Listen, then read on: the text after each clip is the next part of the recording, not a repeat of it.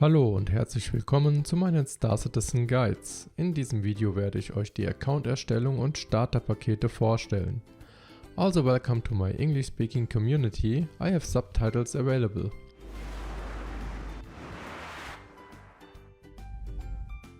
Es gibt verschiedene Dinge, auf die man beim Kauf von Star Citizen achten muss. Gerade wenn man sich nicht auskennt, kann es schnell passieren, dass man einen Fehler macht und sich später ärgert.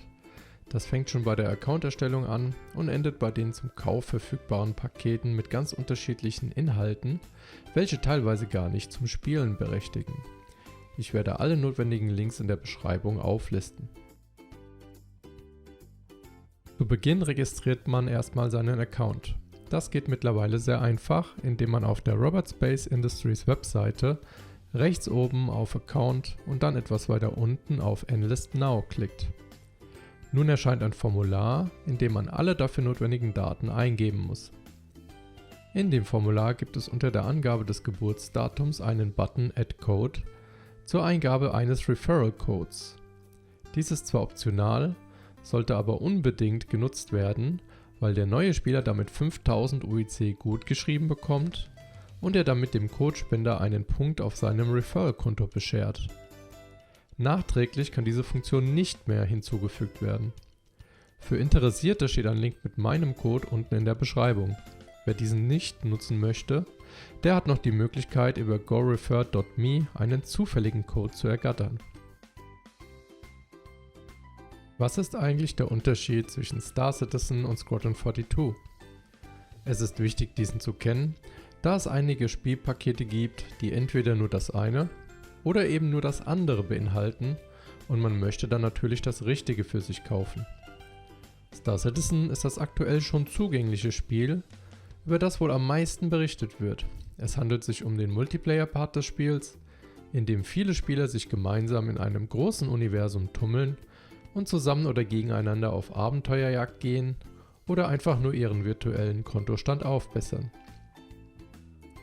Bei Squadron 42 handelt es sich um einen noch nicht zugänglichen storybasierten Singleplayer-Titel, der eng mit Star Citizen verwoben ist, aber dennoch abgekapselt davon gespielt wird. Es war immer mal wieder die Rede davon, dass Erfolge und Reputation mit in Star Citizen übernommen werden und manche Missionen auch im Koop möglich sein könnten. Der Pledge Store, so nennt sich der Shop auf der Robot Space Industries Webseite, unterscheidet zwischen Standalone-Schiffen und Spielpaketen. Bei den Standalone-Schiffen sind keine Spielberechtigungen mit dabei. Kauft man sich also nur ein solches Schiff, dann wird man weder Star Citizen noch Squadron 42 spielen können. Man benötigt zum Spielen also mindestens ein Spielpaket mit dem entsprechenden Titel in seinem Account. Achtet hier auf die Beschreibung der Artikel. Besitzt man Star Citizen, dann kann man sich weitere Standalone-Schiffe dazu holen. Für Squadron 42 gilt das wohl nicht, denn dort gibt die Story ja vor, mit welchem Schiff man unterwegs ist. Für den Einstieg in Star Citizen gibt es sogenannte Starterpakete. Diese Pakete enthalten immer mindestens ein Schiff und Zugang zum Multiplayer-Universum. Zudem gibt es auch Starterpakete, welche ein Schiff, Star Citizen und Squadron 42 beinhalten. Für Leute, die nur an dem Singleplayer interessiert sind, gibt es auch einen Squadron 42 Standalone Pledge. Allgemein gilt, dass die Pakete inklusive Star Citizen und Squadron 42 günstiger sind, als wenn man beides separat erwirbt.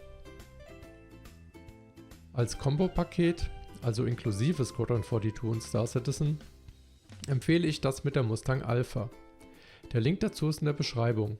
Es gibt aktuell nur zwei solche Combo-Pakete, eins mit der Mustang und eins mit einer Aurora. Beide zum gleichen Preis. Nun ist die Mustang aber das wertvollere Schiff, wenn man später mal upgraden möchte. Dieses Paket ist also $5 mehr wert als das der Aurora, obwohl man den gleichen Preis bezahlt. Bei den Paketen, welche nur Star Citizen beinhalten, gibt es schon etwas mehr Auswahl. Ich werde hier aber auch nur zwei davon vorstellen. Natürlich kann man sich trotzdem für ein anderes entscheiden, wenn es für einen mehr Sinn ergibt. Auch hier gibt es wieder die Pakete mit der Mustang und der Aurora. Aus dem gleichen zuvor genannten Grund empfehle ich hier wieder die Mustang. Dazu handelt es sich auch noch um den günstigsten Einstieg ins Spiel. Wer ein klein wenig mehr ausgeben und dafür ein besseres Schiff haben möchte, dem empfehle ich das Starterpaket der Avenger Titan. Es ist ein Allrounder, der für seine Größe recht gut Waren transportieren kann, sehr beweglich ist und auch über viel Feuerkraft verfügt. Damit ist er sozusagen Preis-Leistungssieger. Größere Schiffe würde ich heute nicht mehr in einem Starterpaket kaufen, sondern als Standalone, am besten aber nicht zwingend notwendig mit LTI. Damit ist man dann besser aufgestellt, wenn man mit seiner Schiffswahl nicht mehr zufrieden ist und sie ändern möchte.